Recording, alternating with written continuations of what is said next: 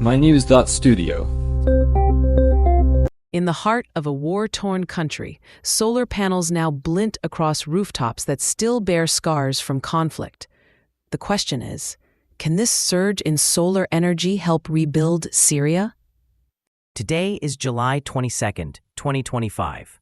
14 years of conflict have really left Syria's power grid in ruins, haven't they?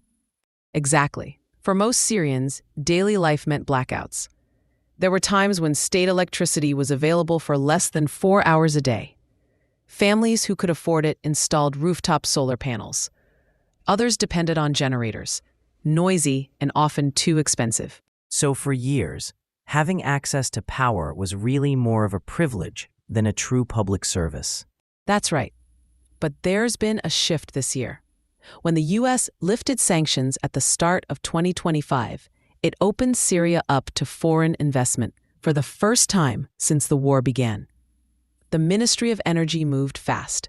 They signed a $7 billion agreement with companies from Qatar, Turkey, and the U.S. That's a big sum. What does that actually cover? The deal is funding 4 new combined-cycle gas turbines, plus a solar farm that's planned to generate 1,000 megawatts. That solar farm alone could supply around 10% of Syria's electricity needs. And this is just the beginning, correct? Yes, there's more on the horizon. US-based 20 Solar Energy and several international partners have committed to hundreds of additional megawatts in solar projects across Damascus, Hama, and even rural areas. The government's new target is 1,500 megawatts of solar by 2030. How about the grid itself? Is the infrastructure able to take in all this new power? Not quite yet, but work is underway.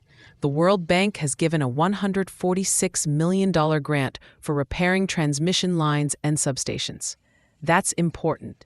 Without it, new power would just get stuck at broken points in the grid. Is this a coordinated national strategy, or are we still seeing patchwork solutions? It's moving towards a national strategy. For example, solar energy is now running water pumping stations in Idlib and Aleppo, even where the main grid is unreliable.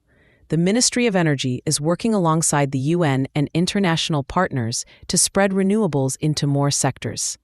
And for everyday people, how does this change their daily routines? Having reliable electricity changes almost everything. Businesses can keep their doors open. Families have access to refrigeration and lighting. And there's far less dependence on costly private fixes.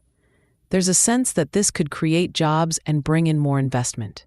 Are there concerns about who really benefits from these projects? That's a crucial question. Some worry that the benefits will mostly stay in cities or go to foreign investors. There's also debate about community involvement. Locals want a say in how land is used and how the rewards are distributed. Security and a shortage of skilled workers must be challenges, too. Absolutely. The war destroyed infrastructure and forced many skilled workers to leave. The government is focusing on repairs and training programs, but it's still a work in progress. Do you think Syria's approach could serve as a model for other countries coming out of conflict? There are lessons to take from this. Lifting sanctions, bringing in foreign investment, and using local resources can speed up recovery. But it really depends on balancing outside involvement with local needs and carefully managing both social and environmental risks. On a global level, why should people pay attention to what's happening in Syria? It demonstrates that renewables can help drive recovery in places affected by conflict.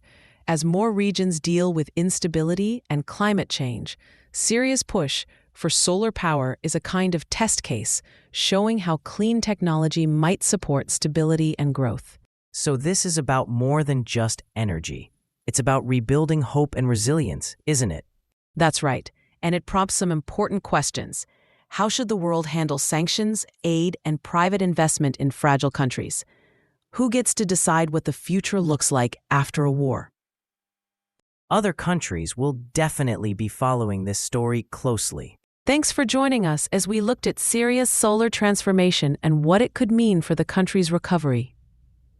We covered how Syria's energy grid is being rebuilt, the impact of international partnerships, and what this shift means for people in Syria and perhaps for other countries facing similar challenges. Thank you for listening. This episode was brought to you by mynews.studio. Try it now for free.